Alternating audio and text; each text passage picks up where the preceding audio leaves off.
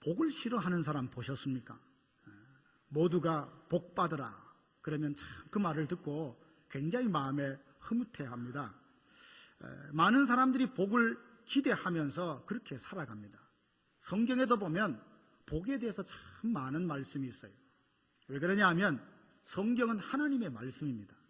우리 하나님은 우리를 향하여 복 주기를 기뻐하시는 하나님이십니다.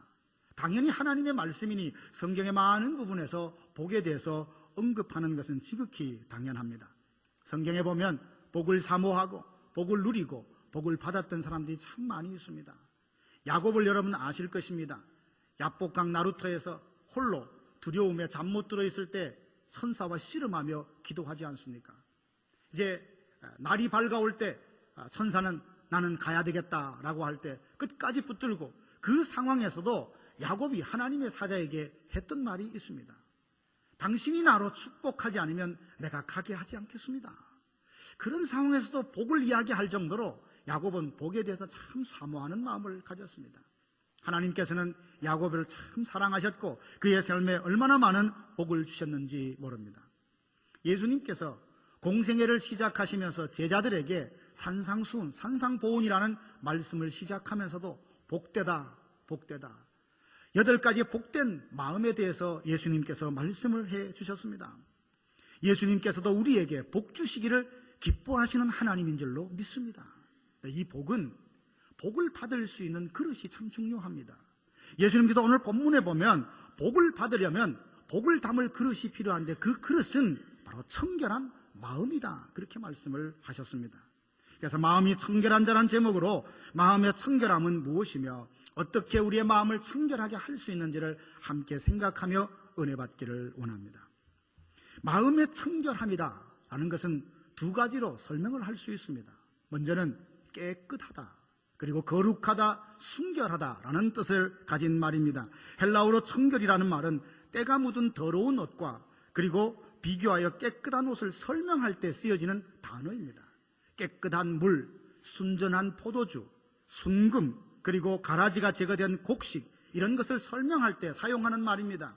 흠이 없고 이물질과 섞이지 않는 순수한 것을 두고 청결하다 그렇게 말을 합니다. 도덕적으로 바른 행동을 하는 사람, 정직한 사람이 마음에 청결한 사람이다 그렇게 말할 수 있습니다. 우리의 영혼이 모든 죄로부터 자유함되고 죄로부터 깨끗이 씻음받은 그 상태를 청결한 마음이다 라고 말할 수 있습니다. 그리고 이 청결한 마음이라는 것은 둘로 나누어지지 않는 한 곳을 향한, 한 대상을 향한 마음이에요. 일편단심이라고 하잖아요. 주님을 향한 마음, 주님만을 사랑하는 그 마음이 마음의 청결함입니다. 철학자 키에르 켜고르는 그런 말을 했습니다. 마음의 깨끗함, 그리고 진정 마음의 깨끗함은 오직 한 가지 목적에 몰두하는 마음이다 그랬습니다. 우리의 마음이 청결하게 되면 예수님만을 사랑하고 예수님만을 섬기고 예수님만을 바라보게 되어 있습니다. 그렇습니다. 마음의 청결함이라는 것은 더러움부터 깨끗함, 거룩함과 순결함과 동시에 주님을 향한 일편단심, 이것이 바로 마음의 청결함입니다. 청결하다는 이 말은 어떤 더러움으로부터 깨끗하다는 말이 아니겠습니까? 옷이 더럽혀지듯이 우리의 마음도 더럽혀진다는 것을 성경이 말하고 있는데요. 마가복음 7장에 보면 당시의 유대인들은 정결에 대해서 참 많은 관심을 가졌습니다. 그래서 그들은 부정한 음식을 먹기 전에 손을 씻고 그 음식을 먹어야 내가 참 부정하지 않는다는 생각을 많이 했습니다. 그때 그 자리에 예수님의 제자들이 손을 씻지 않고 음식을 먹는 것을 보고 기겁을 합니다. 아니 예수님, 어떻게 당신의 제자들은 손을 씻지 않고 음식을 먹을 수 있습니까? 그때 예수님께서 그들에게 하십니다. 사람을 더럽게 하는 것은 입 속으로 들어가는 것 때문에 그런 것이 아니라 속에서 나오는 그것이 그 사람을 더럽게 한다라고 말씀을 하셨어요.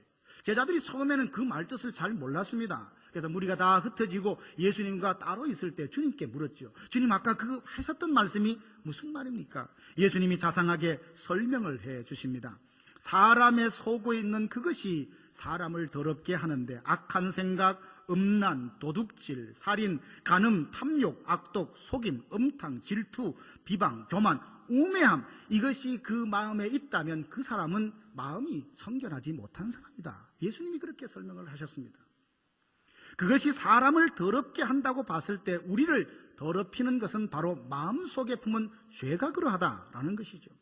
제리 브리지스라는 사람이 지은 크리스천들이 이겨야 될 마음의 죄가 있다고 그렇게 설명을 했습니다. 조금 많습니다.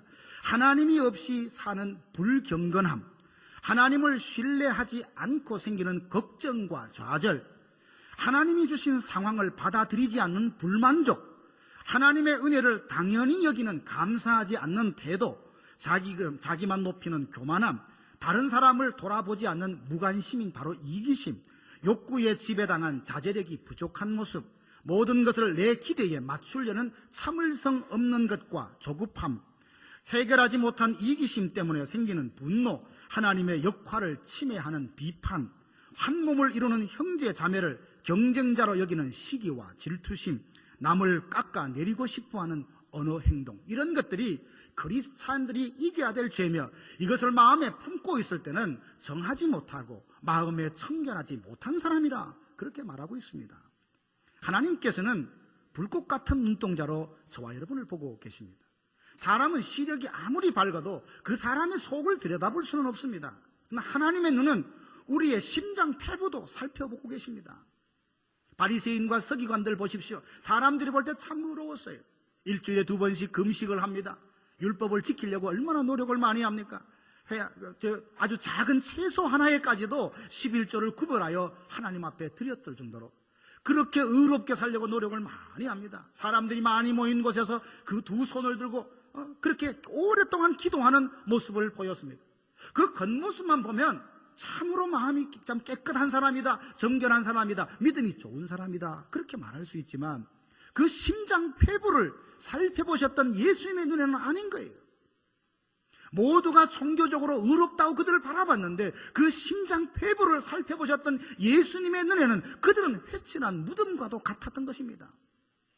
겉은 잘 칠해놓은 것이지만 그 속에는 사람의 죽은 뼈들이 가득한 것처럼 그들의 마음속에는 온갖 탐욕이 가득하고 있는 것을 예수님이 보시고 마음이 청결하다, 그렇게 하지 않으셨던 거예요. 그러고 보면 우리를 더럽게 하는 것은 다른 것이 아니라 우리 마음에 죄가 그렇게 만든다라는 것입니다. 어찌 이런 것이 바리새인과 서기관들의 문제겠습니까? 이 땅에 살아가는 많은 사람들도 여전히 완벽한 깨끗함, 그 청결함을 누리지 못하고 살아갑니다. 가늠하다 잡힌 한 여인을 예수님께로 데려왔습니다. 그래서 예수님, 이 여인이 가늠하다 현장에 잡혔으니까 어떻게 하면 좋을까요? 물론 그들은 예수님을 올무에 빠뜨리려고 그 여인을 데려왔습니다. 그 자리에서 모세의 율법대로 하면 돌을 던져서 죽이도록 되어 있습니다. 그러나 로마법으로 보면 결국 그렇게 할 수 없는 것입니다. 이러지도 저러지도 못하게 하는 예수님 아주 공경에 빠뜨리는 상황이지만 예수님이 그때 그런 말씀을 하셨습니다. 돌을 들고 흥분해 있는 그들을 향하여서 너희 중에 죄 없는 자가 먼저 돌을 던져라 라고 했을 때 아무도 그들을 돌을 던지지 못하고 하나둘씩 돌을 냈고 그 자리를 떠나가 버렸습니다. 이 장면이 뭘 말하는 것입니까? 사람들은 자기 나름대로 의롭다고 말하고 잘 산다고 말하지만 자세히 성령의 조명하심 가운데 자기의 내부를 살펴보면 어느 누구 하나 자기 의로 하나님 앞에 설 사람은 아무도 없다는 것을 말하지 않겠습니까? 그 상황에서 저와 여러분이 있었다면 나는 참 의롭고 나는 마음이 완벽하고 청결해 라고 하며 돌을 들고 죄인을 향하여 돌을 던질 만한 사람이 이 중에 누가 있겠습니까? 아무도 없을 것입니다. 오늘 우리도 죄를 지으며 살아갑니다. 구원받았어요. 하나님의 은혜와 사랑을 받았음에도 불구하고 죄 가운데 살아가는 우리의 연약함이 있지 않습니까? 돌아와서 생각하며 회개하고 용서받았지만 다시 가서 범죄하고 다시 회개하고 용서받는 이런 과정을 끊임없이 반복하며 살아가고 있지 않습니까? 어떤 사람들은 그러다 보니까 생각을 하는 거예요. 이런 정도의 죄를 가지고 회개하려면 종일토록 회개를 해야 되겠네. 정도에서 좀 벗어나면 어때? 완벽한 사람이 세상에 어디에 있는가? 누구나 한 번쯤 죄를 짓고 사는 것 아닌가? 아니, 사람이 죄도 좀 짓고 수더분해야 좀 인간미가 나오지 않는가? 라는 많은 생각으로 죄에 대해서 방심한 태도를 갖는 사이 우리의 마음은 죄의 뿌리가 점점 마음을 장악하게 되는 것입니다. 겉은 아무리 단정하고 겉은 깨끗하 해도 내 속에 죄가 자라고 있다면, 죄가 뿌리 내리고 있다면 주님의 눈에는 그 사람은 청결한 사람이 아닌 것입니다. 결국 방축에 물이 새는 것을 무시했다가 뚝이 다 무너지는 것처럼 사단의 속삭임에 속아서 죄와 타협하며 살다가 사람의 마음엔 죄가 차곡차곡 쌓이게 되는 것입니다. 마음이 청결하여 복을 누리고 우리의 마음에 죄를 심고 정말 주님을 향한 온전한 한 마음으로 섬기는 것을 그렇게 싫어하는 한 존재가 있습니다. 누굽니까? 바로 사단입니다. 사단은 우리가 마음이 청결한 상태로 하나님이 주시는 복을 누리는 것을 그냥 보고 있지 않습니다. 하나님 향하여, 예수님만을 향하여 마음을 갖고 있는 일편단심의 마음을 갖고 살아가는 것을 그냥 두고 보지 않아요. 하루는 제자들이 곡식이 자라는 들판에 보았습니다. 아니, 분명히 곡식만 심었는데 가라지가 함께 자라가는 것을 보았습니다. 예수님, 이거 어찌 된 겁니까? 우리는 곡식을 심었는데 어찌하여 가라지가 납니까? 주님이 대답하시죠. 우리가 자는 동안에 원수가 와서 가라지를 뿌렸구나. 우리가 자는 동안에 원수가 와서 가라지를 뿌렸구나. 우리 마음도 그러합니다. 내가 잠시 잠깐 하나님을 향하여 있던 내 마음을 좀 방심하고 좀 긴장을 풀고 내 마음대로 좀 하려고 이렇게 할 때 사단은 어느 순간 그 틈을 비집고 와서 우리 마음에 수많은 가라지를 뿌려댄다는 겁니다. 이스라엘 아합 왕이 마음이 교만할 때 탐욕이라는 가라지를 사단이 그 마음에 뿌렸습니다. 그것이 자라서 나봇의 포도원이 자꾸만 이게 취하고 싶은 거예요.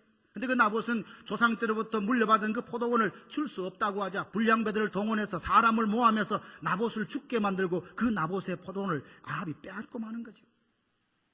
사울 왕의 마음에 시기와 질투라고 하는 그 가라지가 뿌려졌더니 그는 자기의 충직한 부하인 다윗을 죽여야 될 사람으로 그렇게 미워하게 되었습니다. 기회를 만들면 기회가 생기는 대로 그를 죽이려고 했던 것을 우리가 알고 있지 않습니까? 가룟 유다는 누굽니까? 예수님과 3년을 따라다닌 제자였어요. 그런데 요한복음 13장에 보면 사단이 그 마음속에 예수님을 팔려는 생각을 집어넣었다 그랬어요. 그런데 그 생각이 마음속에 점점 뿌려내고 결국 대제사장들에게 은 30을 주고 자기의 스승 예수님을 팔아버리는 배신자가 되고 말았습니다. 사단은요, 할 수만 있으면 우리 마음에 많은 가라지를 뿌리려고 해요. 그 마음속에 교만과 그리고 완고함, 여러 가지 것들, 탐심들, 이런 것들을 우리 마음속에 뿌려서 그 가라지가 자라서 마음이 청결한 자가 누릴 수 있는 복을 받지 못하도록 그렇게 수단과 방법을 동원하는 이 사단이 있습니다. 그리고 마음에 청결한 것은 주님을 향한 한 마음, 일편단심이라 했죠. 마귀는 우리가 주님만 바라보는 걸 아주 못 견뎌합니다. 주님만 사랑하는 것을 못 견뎌해요. 그래서 우리 마음속에 주님과의 우리 관계를 떨어뜨리려고 수많은 노력을 하는데 그 중에 자주 사용하는 도구가 의심이라는 겁니다. 의심. 여러분, 두 사람의 관계가 아주 좋아요. 그런데 어느 순간 마귀가 한 사람의 마음에 의심이라는 걸 살짝 집어넣으면 그렇게 좋아 보이던, 그렇게 든든하게 보였던 그 대상이 과연 그럴까라는 질문이 생기기 시작하면서 조금씩 관계가 흔들리고 멀어지는 것을 여러분 다 경험하게 될 것입니다. 에덴 동산에 살던 아담과 하와를 이 사단이 찾아가서 유혹을 합니다. 이 동산 모든 나무의 열매를 하나님이 먹지 말라 하더냐? 먹지 말라 하더냐? 예수님, 하나님이 처음에 말씀하셨을 때는 아멘하고 받았지만 이 사단이 의심하도록 하나님의 자비하심, 언약에 대해서 신실하시면서 의심하도록 질문을 던지면서 과연 그럴까? 의심하기 시작하면서 그는 그 마음이 흔들리기 시작합니다. 그걸 정확하게 바라봤던 사단은 말합니다. 먹어라, 괜찮다라는 거야. 죽지 않는다는 거야. 그것을 먹으면 너희는 하나님처럼 된다라고 이야기를 했습니다. 여러분, 이게 사람들에게 얼마나 매력을 주는 유혹인지 모릅니다. 하나님을 닮아가는 것은 경건인데 하나님처럼 되려고 하는 것은 교만이고 범죄인데도 그 작은 한 차이로 그 사람의 마음에 의심을 넣어서 하나님과 관계를 멀어지게 합니다. 이게 사단입니다. 오늘 우리에게도 좋았던 관계가 어느 순간 사실도 아닌 어떤 일로 인하여 관계가 멀어지는 경우도 있습니다.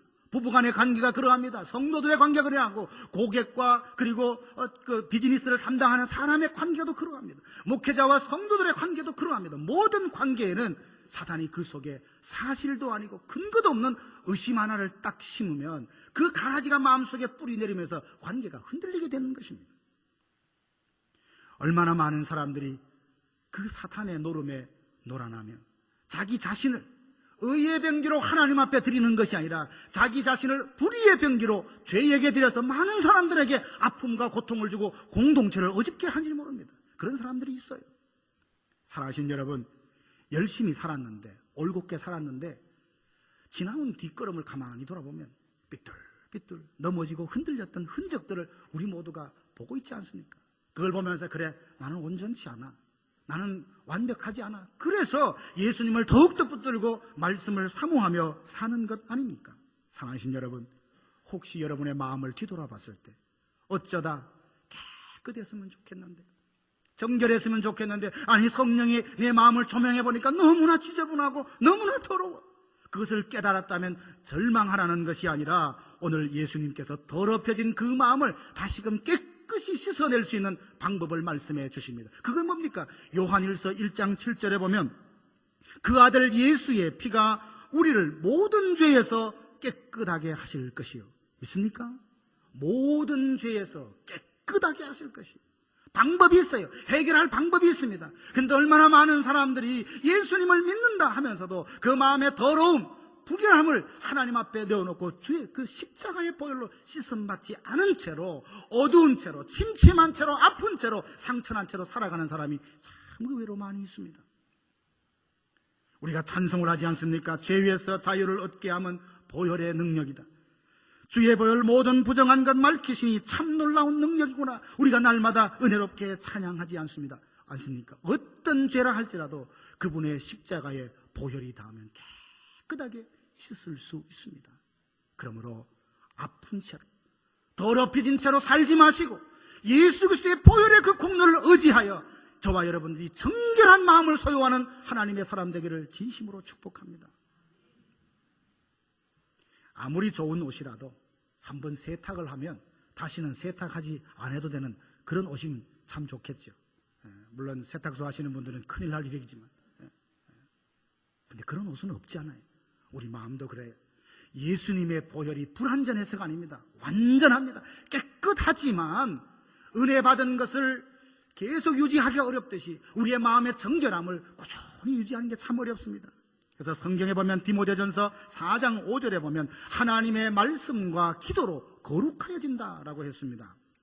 주의 보혈로 정결함을 받았다면 그 마음의 정결함을 끝까지 유지하기 위해서 우리는 날마다 말씀을 묵상해야 되고 성령 안에서 기도해야 합니다. 그러면 하나님의 성령이 말씀을 도구로 하여서 내가 죄의 유혹을 이길 수 있도록, 내 마음이 불결해지고 더럽혀지는 것으로부터 자유할 수 있도록 스스로를 지킬 수 있는 힘과 능력과 지혜를 주시는 거예요. 어느 분이 그런 말씀했는데 그게 계속 이렇게 마음에서 떠나지 않아요. 성경이 이렇게 너덜너덜하게 지저분한 사람은 인격이 아주 깨끗하고, 성격이 깨끗한 사람은 인격이 너덜너덜 지저분하다, 그런 말을 하더라고요. 하나 일종한 말이지만 그만큼 하나님의 말씀을 사모하고 늘 말씀을 보는 사람, 그 사람은 말씀의 능력으로 역사하는 성령의 역사로 죄의 유혹을 이기고 불결함으로부터 돌아설 수 있는 힘이 있기 때문에 마음의 정결함을 지키고 산다는 말이겠죠. 시편 119편 9절과 11절 보면 이런 말씀이 있습니다. 청년이 무엇으로 그 행실을 깨끗하게 하리까? 주의 말씀을 따라 삼갈 것이다. 내가 주께 범죄하지 아니하리하여 주의 말씀을 내 마음에 두었나이다. 성경을 손에 들고 다닌다고 내 마음의 청결함이 유지되는 것이 아니라 그 말씀이 내 마음에 둘 때, 그 말씀을 내 마음에 둘 때 내가 청결함을 지켜낼 수 있다는 것이 하나님의 말씀입니다. 말씀을 묵상하시기를 바랍니다. 성령 안에서 늘 기도하시길 바랍니다. 내 힘으로 안 됩니다.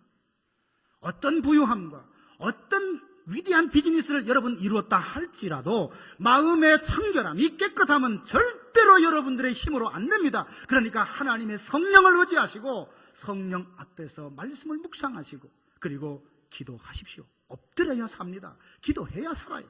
기도해야 지킬 수 있습니다. 사단이 이걸 모를까요? 그래서 기도할 수 없는 이유를 만들어냅니다. 기도할 수 없는 상황을 만들어냅니다. 그것을 뛰어넘을 수 있는 내 안에 의지와 투지가 없으면 번번이 넘어져요. 번번이. 다 물어보세요. 어떤 것을 해야 되는데 왜 안 했습니까? 이유 없는 사람이 없어요. 다 나름대로 이유가 있습니다. 그 이유라는 걸 누가 줍니까? 사단이 줘요. 그래서 너 이만한 이유 극복하고 기도할 수 있을래? 말씀을 묵상할래? 하나님 뜻대로 살아갈래? 나 그 정도 같으면 못해. 그 앞에서 주저앉아 버리는 것이 얼마나 허다한 우리의 삶의 모습이 아니던가요? 이제 성령을 쫓아 행하십시오. 그리하면 육체의 욕심을 이루지 않는다는 하나님의 말씀이 있습니다.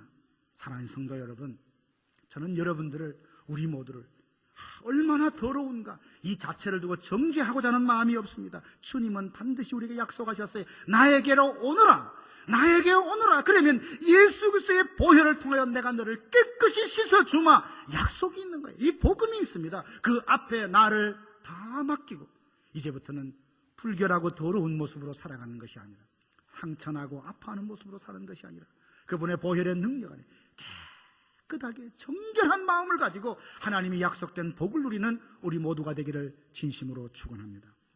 그러면 마음이 청결한 자가 받아 누리는 복이 뭐라고 했습니까? 8절 다시 보면 마음이 청결한 자는 복이 있나니 그들이 하나님을 볼 것이요 라고 했습니다. 마음이 청결한 자가 어떤 복을 누립니까? 하나님을 본다고 했어요. 아니 목사님, 하나님을 보다니요? 하나님은 영이신데 우리의 눈으로 어떻게 본다는 말입니까? 맞습니다. 하나님은 영이시기 때문에 우리가 어떤 사물을 보는 것처럼 하나님을 본다, 그런 뜻이 아닙니다.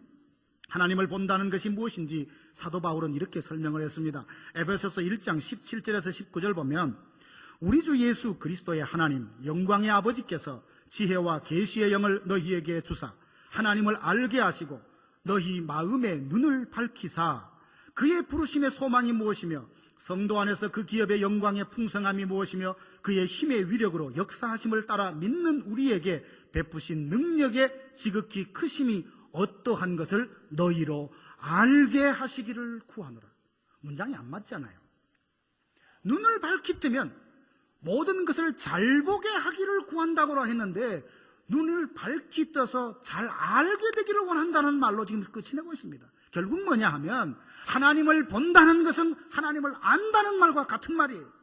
하나님은 영이시기 때문에 사물을 보도 우리가 볼 수 없지만 마음이 청결한 자에게 하나님 내가 너에게 보이리라는 말씀은 내가 너에게 알리리라. 하나님을 알게 된다는 말씀입니다. 하나님을 아는 것이 얼마나 귀합니까? 호세아 선지자는 하나님을 아는 지식이 없어서 그 민족이 망해가고 있는 걸 보았습니다. 오라 여호와를 알자, 힘써 여호와를 알자라고 말하며 그가 외쳤던 이유가 거기에 있습니다.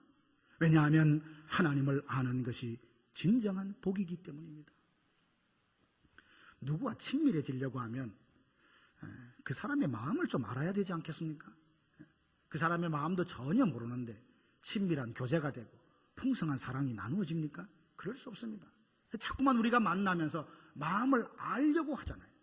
여기에 대해서 네 마음이 뭐야? 네 마음이 뭐야? 자꾸만 묻는 거예요. 하나님과 우리의 관계도 그와 같습니다. 우리의 마음이 깨끗하게 그리고 청결하게 되면 하나님의 마음을 알게 돼요. 아, 하나님이 이런 마음을 품고 계셨구나. 하나님이 이런 계획을 갖고 계셨구나. 이런 뜻을 갖고 계셨구나. 알게 되면서 거기에 믿음으로 반응하게 됩니다. 이사야가 우시야 왕이 죽던 해에 성전에서 하나님 임재를 경험하지 않습니까? 서랍들이 거룩하다 거룩하다 하나님을 찬양하는 그 환상을 보았습니다. 그때 하나님께서 이사야에게 말씀을 하시죠. 내가 누구를 보내며 누가 나를 위하여 갈고. 하나님의 마음이 그 마음으로 전달됩니다. 타락한 이 백성을 구원하기 위해서 그들에게로 가서 복음을 증거할 수 있는 사람을 찾고 계시는 하나님의 그 안타까운 마음, 사망의 그늘에 앉아 신음하는 내 백성을 누군가에게 가서 복음으로 건져내었으면 좋겠다는 하나님의 그 뜻, 하나님의 마음을, 그 청결한 마음을 가졌던 그 이사야가 그걸 알게 되는 거예요. 뿐만 아니라 하나님을 알게 되는 것이 왜 귀하냐? 다니엘서 11장 32절 보면 여호와를 아는 백성은 강하고 용맹함을 발휘하리라. 하나님을 아는 사람은 강하고 용맹함을 발휘한답니다. 하나님을 알게 되면요, 두려움이 사라집니다. 염려와 걱정이 사라집니다. 거짓말 같습니까? 그렇지 않아요. 우리가 기도하면서 하나님의 은혜를 풍성히 받으며 내가 하나님을 알게 되면서 내 삶의 모든 근심과 걱정이 눈같이 사라지고 녹는다는 것을 여러분 다 경험해 보셨잖아요. 그래서 하나님은 우리에게 알려주시길 원해요. 보여주시길 원합니다. 그런데 누가 이 복을 누립니까? 마음이 청결한 사람이 그 복을 누린다고 예수님께서 말씀하고 계십니다. 신명기 34장 10절에 보면 모세를 그렇게 말합니다. 하나님과 대면하여 아는 사람이다. 하나님과 대면하여 아는 사람이다. 시내산 꼭대기에서 40일을 금식하면서도요, 하나님께서 친히 새겨주신 십자가 두 돌판을 두고 그 험한 산을 거뜬히 내려온 사람입니다. 많은 사람들이 원망하고 불평하면서도 200만 명 정도 되는 그 이스라엘 민족을 40년 동안 광야로 이끈 사람이에요. 어디서 그 사람이 그런 힘이 나왔을까요? 어디서 모세가 그런 힘을 얻었을까요? 하나님을 온전히 바라보고 하나님과 대면함으로 청결한 마음으로 그분이 주신 은혜와 능력을 받았기 때문에 그 일을 감당할 수 있었지 않겠습니까? 하나님의 임재를 경험하고 그 마음에 하나님으로 가득한 것만큼 행복한 것이 어디 있습니까? 주머니에 캐시가 두둑해도 마음이 흐뭇해요. 그러나 내 마음에, 내 심령에 하나님의 생각으로 충만한 것, 이것보다 행복하고 복된 것이 어디 있냐고요. 그 청결한 마음에 하나님은 그 하나님의 알에 대해서 하나님의 지식을 담아주십니다. 사랑하는 성도 여러분, 이제 더럽혀진 마음 덮어두지 말고 주님의 손에 여러분의 마음을 올려드시기 바랍니다. 그분이 깨끗하게 정결하게 다듬으시고 그 위에 하나님을 보여주시고 하나님의 임재를 주시며 하나님에 대한 지식으로 풍성히 담아주시도록 우리가 정결한 마음으로 주님 앞에 나아가는 저와 여러분들 되기를 간절히 바랍니다. 그러면 예수님이 왜 저와 여러분에게 마음이 청결하라고 하시는 겁니까? 왜 청결하라고 자꾸 말씀하시는 거예요? 주님은 우리와 교제하기를 원해요. 우리와 가까이 있기를 원합니다. 하늘의 신령한 비밀과 그 놀라운 것들을 우리와 나누기를 원해요. 근데 나누려고 하면 우리가 가져야 되는 조건인데 청결해야 돼요. 순결해야 됩니다. 거룩해야만이 하나님과 교제할 수 있어요. 그러니까 하나님은, 예수님은 뭔가 주고 싶은 게 있어요. 은혜를 주고 싶은 게 있어요. 나누고 싶은 것이 있는데 우리가 불결하면 나눌 수 없기 때문에 제발 좀 깨끗한 청결한 마음을 가질 수 없냐고 주님이 우리에게 말씀하고 계시는 겁니다. 그냥 일방적으로 명령하고 따지고 정죄하는 것이 아니라 주님은 우리를 너무나 사랑하니까 우리 가까이 있고 싶고 우리와 함께 하고 싶은데 우리 마음이 불결하면 주님과 만날 수 없잖아요. 그래서 마음이 청결함을 회복하라고 그렇게 예수님이 말씀하고 계십니다. 저와 여러분의 마음은 어떻습니까? 여러분, 하나님이 보이십니까? 하나님을 새롭게 알아가는 그 하나님의 알아감의 기쁨과 감사와 감격이 여러분 안에 있습니까? 10년, 20년, 30년 시간을 쭉 지나면서 종교 생활에 익숙해져 가는 사람이 있는가 하면 단 하루를 믿어도 내가 예수님을 조금씩 닮아가는 성화의 과정을 밟아가는 하나님의 사람들이 있는 것 아닌가요? 하나님이 분명히 계시는데 왜 나에게는 보이지 않을까? 왜 하나님이 분명히 나와 함께 하신다는 걸 아는데 왜 하나님이라고 불러도 그분은 그렇게 나의 마음속에 멀게 느껴지는 것일까? 성령의 조명하심 가운데 여러분의 마음을 한번 들여다보시길 바랍니다. 내 마음에 뭐가 있나? 우리 교회 안에 뭐가 있나? 한번 보시길 바랍니다. 혹시 교만함이 기가 막히게 잘 포장되어서 그것이 안 좋은 것이고 드러내야 하는 것임에도 불구하고 인간의 어떤 생각과 어떤 사상으로 포장이 되어서 좋은 것처럼 어떤 자리에 여러분의 마음에 있다면 우리는 하나님을 가까이 대할 수 없습니다. 하나님이 싫어하는 것, 야, 이것 좀 치워내, 이것 좀 걷어내, 이것 좀 해결해. 그래야 내가 너에게 갈 수 있지 않겠냐. 그것이 뭔지 찾아서 해결해야 합니다. 십자가의 못을 박아야 돼요. 그래야 우리가 하나님과 함께 할 수 있고 그분이 주신 은혜를 누릴 수 있습니다. 이것에 우유부단하고 망설이면 하나님은 큰 은혜를 갖고 오셨는데도 불구하고 우리는 그것을 누리지 못하는 사람이 되고 마는 겁니다. 사랑하신 성도 여러분, 우리 마음에 죄가 있고 교만과 완고함, 게으름으로 흐려져 있다면, 마음의 눈이 흐려져 주님을 제대로 볼 수 없다면 이제 주님의 보혈로, 성령의 그 능력으로 눈을 밝히 뜨고 하나님을 바라보시는 저와 여러분들 되기를 진심으로 축원합니다. 아브라함을 보십시오. 75세에 부름을 받았습니다. 정든 고향과 친척집을 다 떠나서 어디로 가야 될지도 못하고 갈 바를 알지 못하고 떠났습니다. 아들에 대한 약속을 주셨지만 25년을 기다려서 그 아들을 얻었습니다. 그 삶이 쉬웠겠습니까? 그 힘겨운 시간 동안 믿음을 지킬 수 있었던 이유는 뭐냐 하면 로마서 4장 17절 보면 이렇게 말합니다. 약속하신 그것을 능히 이루시는 하나님을 바라보았다. 약속을 능히 이루시는 하나님을 바라보니까 그분으로 통하여 오는 힘과 지혜와 능력을 얻었기에 그 긴 시간을 믿음으로 기다리며 믿음의 조상으로 다듬어질 수 있었던 겁니다. 다윗을 한번 생각해 보십시오. 다윗은 좋은 일을 하고도 공경을 많이 당한 사람 아닙니까? 골리앗을 믿음으로 물맷돌 하나로 쓰러뜨렸습니다. 사람들에게 주목받는 건 당연하지 않아요? 근데 이 사울의 마음이 불편한 거예요. 그래서 그때부터 미움을 당해서 그렇게 오랫동안 망명생활을 하게 되면 그 삶이 얼마나 고단했을까요? 그래서 하나님 앞에 고백합니다. 나와 사망은 한 걸음뿐이다. 늘 죽음을 생각하는 고단한 삶을 살았음에도 불구하고 하나님의 마음에 합한 사람으로 그렇게 살아갈 수 있는 이유가 어디에 있었을까요? 하나님을 나의 목자장으로 삼고 바라보는 그 믿음이 있었기 때문입니다. 여호와는 나의 목자시니 내가 부족함이 없다라고 하는 그 믿음, 그 하나님, 목자 되신 하나님을 바라봤기 때문입니다. 여호와여 나의 대적이 어찌 그리 많은지요. 그렇게 고백하면서도 천만인이 나를 둘러치려 한다 할지라도 나는 두려워하지 않는다고 말하며 나는 안연히 쉬기도 하고 눕기도 한다고 하는 그 이유가 어디에 있습니까? 승리케 하신 하나님, 원수의 뺨을 치시며 이를 꺾으시는 승리의 주관자 되신 그 하나님을 날마다 바라봤기 때문에 그 상황을 이겨낼 수 있었습니다. 여러분은 이 믿음으로 이겨낼 수 없는 상황이 있습니까? 믿음으로 이렇게 극복할 수 없는 두려움이 있습니까? 없어요. 오늘 이 말씀 보면서 내가 바라보는 하나님은 누구인가? 내가 바라보는 하나님은 누구인가? 그리고 그 하나님은 얼마나 정확하게, 얼마나 뚜렷하게 나는 볼 수 있을 만큼 마음이 청결한가? 이 주제와 물음을 가지고 여러분이 한 주간 살아가게 되기를 간절히 바랍니다. 사랑하신 여러분, 예수님께서 말씀을 하십니다. 마음이 청결했으면 좋겠다. 나는 네가 깨끗했으면 좋겠다. 거룩했으면 좋겠다. 순결했으면 좋겠다. 왜냐하면 내 가슴 속에 품고 있는 사랑을 너에게 주고 싶으니까. 너와 항상 함께 하고 싶으니까. 나를 너에게 보여주고 싶으니까. 나를 너에게 알려주고 싶으니까. 이 주님의 간절한 음성이 여러분 심령에 들려지는 주의 음성 되기를 간절히 바랍니다.